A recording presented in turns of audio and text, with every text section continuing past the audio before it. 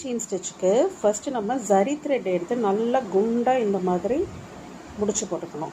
முடிச்சு போட்டுட்டு அப்புறமா நம்மளுடைய needle zari thread and silk thread எந்த நீடில் இருந்தாலும் சரி அந்த நீடில் எடுத்து இப்படி 90 டிகிரிஸில் இப்படி குத்தணும்.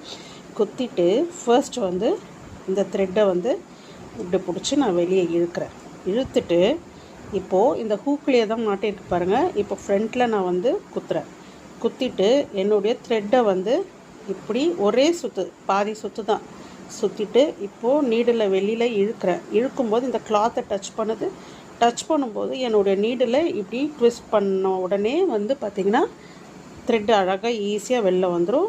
இப்போ முன்னாடி போகும்போது ஹூக்கை திருப்பி பழையபடி முன்பக்கமாக திருப்பிக்கிறேன்.